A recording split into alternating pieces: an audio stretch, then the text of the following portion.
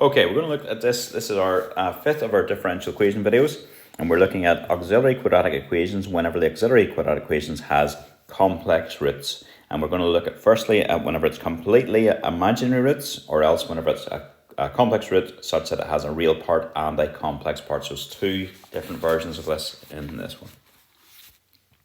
Okay, find a general solution of this equation. Again, we're going to say let d2y by dx squared plus 4y equals 0. Let that be equation 1. And then we'll say let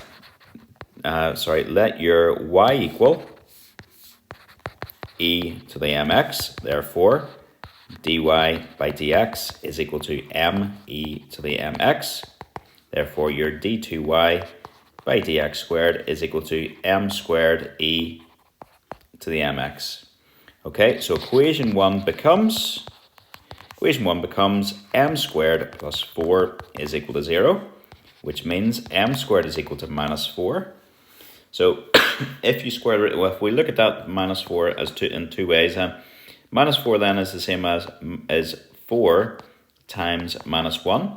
So then if you square root minus 4, it's the square root of 4 and the square root of minus 1. So square root of 4 is 2, square root of minus 1 is just I. So if m is equal to that, then your m squared is equal to minus 4. Your m is equal to the square root plus or minus, the square root of minus 4. I'm making a real mess of that, apologies. Plus or minus the square root of minus 4. So m is equal to, that's going to be plus or minus 2i. Remember, I is the square root of minus 1. So what you need to know for this one is the general solution. The general solution is, just abbreviate that, general solution is y is equal to a e to the 2i plus b e to the minus 2i. So just similar as we did with our real distinct roots. It would have been, if it said it had just been plus or minus 2, it would have been e to the, sorry, I've missed a wee x there, e to the 2x and e to the minus 2x, but there's a wee I in here as well. Okay, now this is where the fun starts. We can change how e to the 2i looks, and we can change how e to the minus 2ix looks as well using de Moivre's.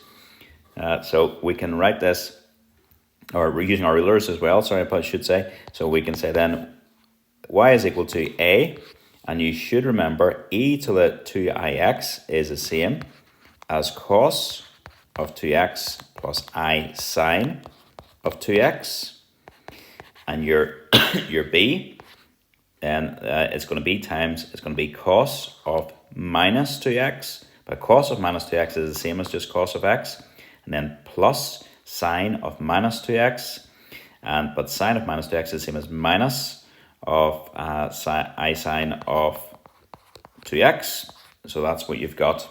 So you can sort that out. What you really have is you've got a plus b. You've got that times your cos of 2x.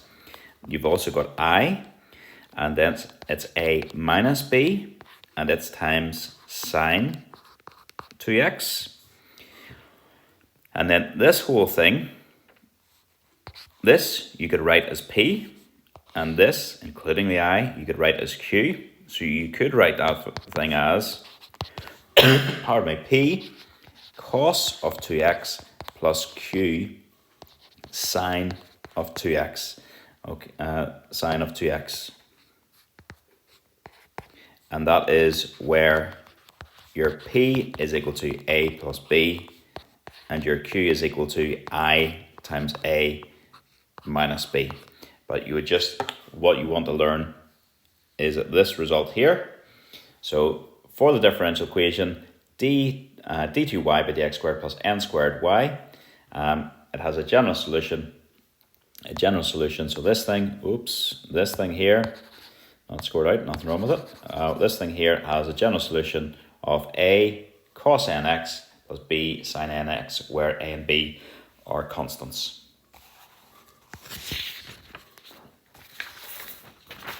Okay, right. The next one and last one of this video, find general solution of this differential equation. So again, same setup as we've had. So we're just going to say let d2y by dx squared minus 4 dy by dx plus 13y equals 0. Let that equal your 1. And then we'll also say let y equal e to the mx, which means your dy by dx again is equal to m e to the mx. Your d2y by dx squared is equal to m squared e to the mx. So equation 1 becomes m squared minus 4m plus 13 equals 0. And then we're going to just use our quadratic equation to get there. So that's going to be 4 plus or minus the minus 4 squared minus 4 times my a times my c. Square root of all that, all divided by 2. And then that tidies up to be 4 plus or minus 6i all over 2, which tidies up again to be 2 plus or minus 3i. Okay, so that's what you've got. So you've got a proper complex number this time. You've got a real part, the 2, and you've got the imaginary part, which is the plus or minus the 3i.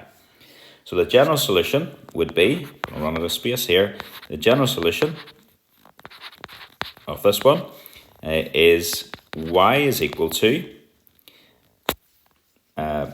p, I'm going to call that p times e to the, and then it's going to be 2 plus 3i times your x plus q times e of 2 minus 3i times your x. So that's just from the first result we got way back, I think it was video 3.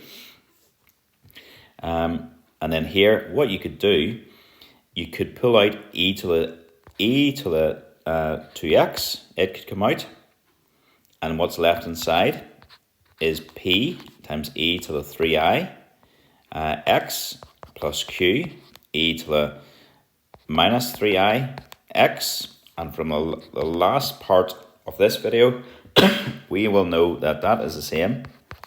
Inside this bracket then is the same as just, you could just write that as a times cos of 3x plus b times sine of 3x. So go back and look at how we got that if you need to.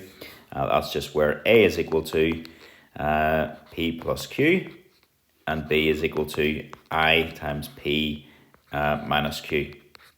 All right, but the result is the following then. So if you've got this sort of equation, and which is an auxiliary quadratic equation, it has complex conjugate roots, and that's where they're always going to be.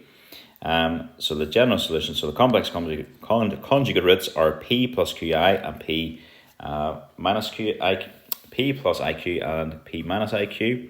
It's going to be e to the px and then a cos qx plus b sine qx.